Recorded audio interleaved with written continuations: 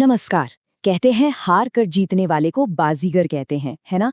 लेकिन क्या कोई टीम मैच हारकर भी करोड़ों दिल जीत सकती है? आज हम बात करेंगे 2020 वर्ल्ड कप सेमीफाइनल की, जहां साउथ अफ्रीका मैच तो हारी, लेकिन उन्होंने कुछ ऐसा किया कि वो हारकर भी जीत गए, खासकर जब उन्होंने भारत की दिल खोलकर तारीफ की।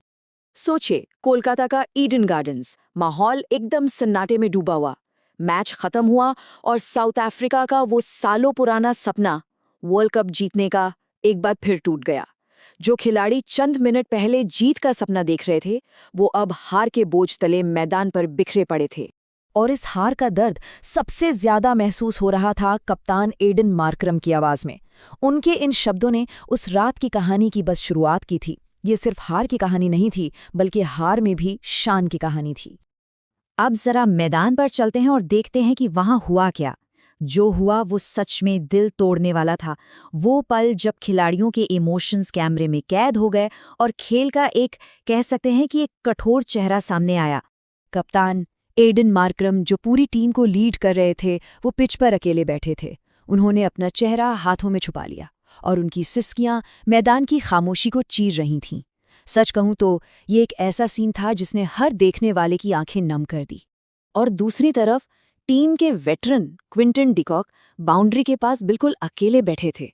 ये उनका आखिरी वर्ल्ड कप मैच था और उनकी आंखों से जो आंसू बह रहे थे, वो जैसे एक शानदार करियर के दुखद अंत की पूरी कहानी बयां कर रहे थे। और फिर थे टीम के यंगस्टर्स, डेवाल ब्रेविस और ट्रिस्टन स्टब्स। वो एक दूसरे के गले लगकर बच्चों की तरह फूट फूट कर रो रहे थे। उनका वो वर्ल्ड कप जीतने का पहला बड़ा सपना उसी दिन टूट गया था। लेकिन मैदान पर जहां इतना दुख था, वहीं प्रेस कॉन्फ्रेंस में कुछ ऐसा हुआ जिसने पूरी कहानी का रुख ही मोड़ दिया। कप्तान ने जो कहा, उसने हार के दर्द को सम्मान की एक नई कहानी में बदल दिया। जरा सोचकर देखिए, एक कप्तान अपनी टीम की सबसे बड़ी हार के ठीक बाद अपने दुख को एक तरफ रखकर मेजबान देश की इस तरह से तारीफ कर रहा है। मार्करम के इन शब्दों ने हार की पूरी कहानी को ही एक नया मोड़ दे दिया। ये कहानी सिर्फ कप्तान तक ही सीमित नहीं थी। एक और बहुत इमोशनल मोमेंट जुड़ा है क्विंटन डे कॉक से। उन्होंने कुछ कहा नहीं, बस एक इशारा किया और उस एक इशारे ने सब कुछ कह दिया। अपने करियर के बिल्कुल आखिरी मोड़ पर डी कॉक ने अपनी निराशा को गर्व में बदल दिया।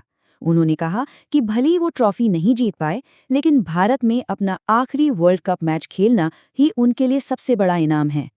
और फिर उन्होंने एक ऐसा काम किया जिसने सच में हर किसी का दिल जीत लिया। वो झुके और ईडन गार्डन्स की मिट्टी को उठाकर अपने माथे से लगाया। ये एक खिलाड़ी का उस जमीन के लिए सबसे बड़ा सम्मान था।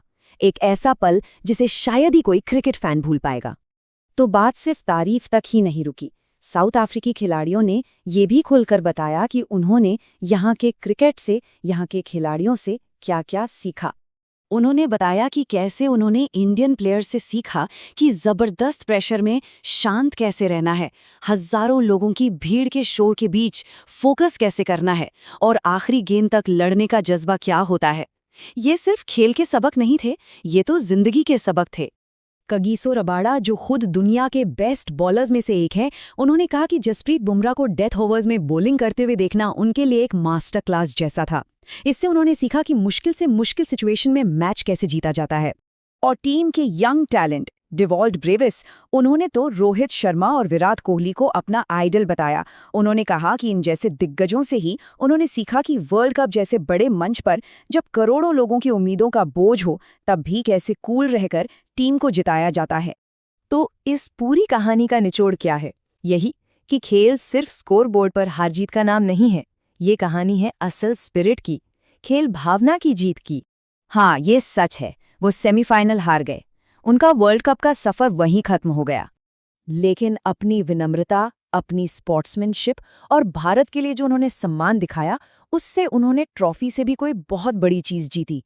वो चीज थी 140 करोड़ लोगों का दिल और इज्जत। उनके इस बर्ताव ने दुनिया को स्पिरिट ऑफ क्रिकेट या खेल भावना का असली मतलब समझाया। उन्होंने ये दिखाया कि खेल सिर्फ जीतना नहीं होता, बल्कि हार को ग्रेस और सम्मान के साथ अपनाना भी होता है। और ये पूरी कहानी हमें एक बहुत ज़रूरी सवाल पर लाकर छोड़ देती है। क्या खेल की असली जीत स्कोरबोर्ड पर लिखे नंबरों में है या फिर दिलों को जीतने में? क्या खेल भावना ही अपने आप में सबसे बड़ी ट्रॉफी है? सोचिएगा जरूर।